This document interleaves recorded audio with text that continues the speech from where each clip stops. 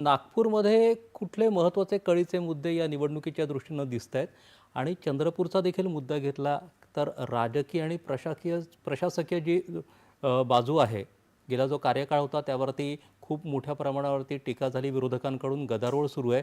तर इथे कुठले मुद्दे या अनुषंगानं चर्चेत आहेत आणि त्याचा काय परिणाम होईल? नाही या दोन्ही ठिकाणी आपल्याला एक लक्षात घ्यावं लागेल, की दोन्ही ठिकाणी म्हणजे स्वतः हे भाजपा नेत्यांनी देखील मान्य केलेलं आहे, की 80% नगरसेवक म्हणजे जे 2017 मध्ये जे नगरसेवक होते, ते आपल्या भागाकडे फिरकले देखील नाही. त्यांनी नागरिकांच्या कुठल्याही फोनला किंवा कुठल्याही कॉलला किंवा त्यांनी काही जर एखादी मदत मागितली, तर त्यांनी रिस्पॉन्स दिला नाही. दोन्हीकडल्या समस्यांच्या बाबतीत चंद्रपूरचा जो प्रदूषणाचा जो सामना लोकांना करावा लागतो, तो एक मोठा विषय तिथे आहे.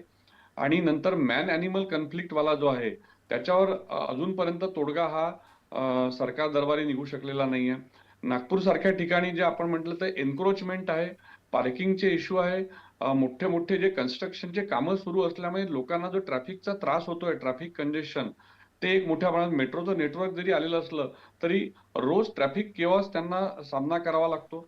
त्याचं फुटपाथ हे राहिलेच नाहीये. अनेक ठिकाणचे जे प्लेइंग ग्राउंड्स आहे, खेळाचे मैदानं बिलकुल उरलेले नाहीये. हं, हं, हं, आत्ता हं. मागच्या काही 3-4 महिन्यामध्ये त्यांनी गार्डन्स जे आहे एनएमसीनी, ते गार्डन विकसित करण्याचा प्रयत्न केलेला आहे. नंतर गार्बेज जे आपण कचरा संकलन म्हणतो, कचरा संकलनाचं नीट व्यवस्थापन इथे झालेलं नाहीये.